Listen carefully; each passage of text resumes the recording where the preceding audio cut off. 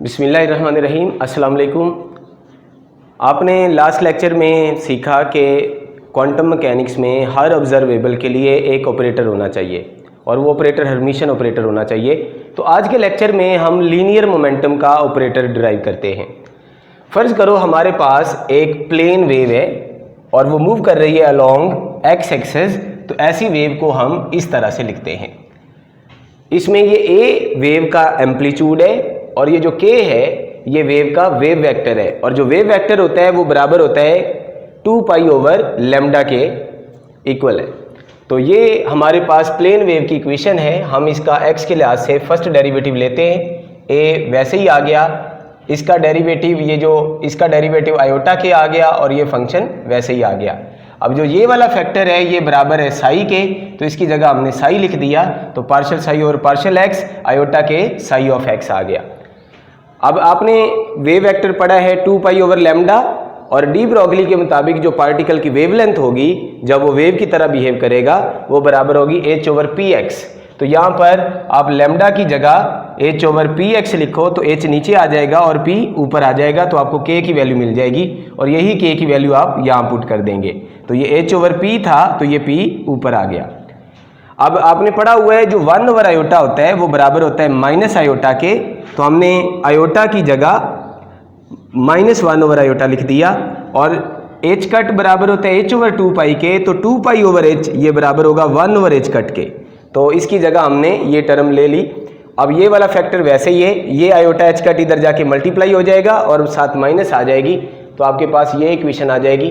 दोनों तरफ कंपैरिजन करो तो आपको p ऑपरेटर की वैल्यू क्या मिली, minus iota h cut partial over partial x। और इस तरह हमने x के अलोंग मोमेंटम का ऑपरेटर फाइंड कर लिया। सिमिलरली हम y के अलोंग मोमेंटम का ऑपरेटर फाइंड करेंगे तो ये आ जाएगा P Y operator is equal to minus iota h cut partial over partial y and P Z operator is equal to minus iota h cut partial over partial z।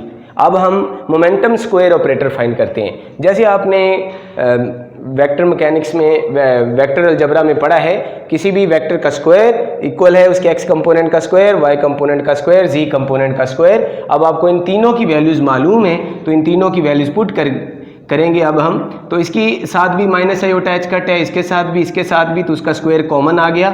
ये बचा partial 2 over partial x square, partial 2 over partial y square, partial 2 over partial z square. और आपको पता है कि ये सारा किसके बराबर है, डेल ऑपरेटर का स्क्वायर। तो यहाँ पर आपको मोमेंटम स्क्वायर ऑपरेटर भी फाइंड हो गया। अब हम चेक करते हैं कि क्या ये लीनियर मोमेंटम हमारा हर्मिशन ऑपरेटर है या नहीं, क्योंकि क्वांटम मैकेनिक्स में हर ऑब्जर्वेबल के साथ एक हर्मिशन ऑपरेटर का होना ज़रूरी है हर ऑब्जर्वेबल के लिए। तो अब हम चेक करते हैं क्या ये हर्मिशन है कि नहीं। क्या होता है ऐसा ऑपरेटर जिसका डैगर या जिसका कम्प्लेक्स कॉन्जुगेट उसी ऑपरेटर के बराबर आ जाए, तो ऐसे ऑपरेटर को हम हर्मिशन ऑपरेटर का नाम देते हैं। तो सबसे पहले हम ज़रा डिराक नोटेशन को समझते हैं। कैट वेक्टर इंटू ब्रा वेक्टर, इसको हम ओपन कैसे करते हैं, तो जो ब्रा वेक्टर है उसका हम लिखते हैं कॉन्जुगेट, और जो कैट के साथ होता है वो हम एज सच लिखते हैं into d x integral minus infinity to infinity. तो ये कैट ब्रा नोटेशन को हम इस तरह से एक्सपेंड करते हैं। अब ये हमने सबसे पहले कंसीडर किया, ये इसके इक्वल है। अब हम इस टर्म को कंसीडर करते हैं। तो इसमें कैट के ब्रा के अंदर आप देखो क्या है, ए ऑपरेटर इंटू साई। तो जब हम इसको इंटीग्रल फॉर्म में लिखेंगे तो इस सारे का क्या आ जाएगा, कॉन्जुगेट, और ये वैसे ही आ जाएगा इंटू डी एक्स।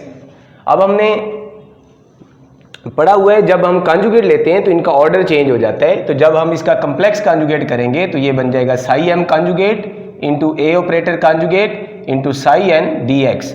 अगर ए ऑपरेटर का कॉन्जुगेट ए ऑपरेटर के बराबर है तो हम इसकी जगह ए ऑपरेटर को ही लिख देंगे। ये आपके पास ए ऑपरेटर कॉन्जुगेट की जगह क्या आ गया, ए ऑपरेटर।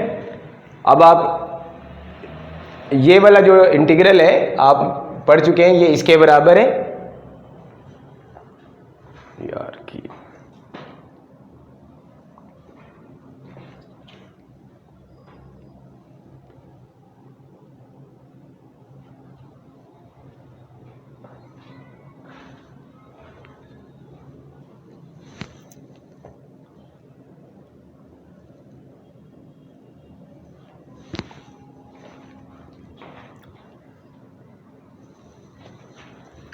अब हम साबित करते हैं कि जो लीनियर मोमेंटम का ऑपरेटर है वो एक हर्मिशन ऑपरेटर है।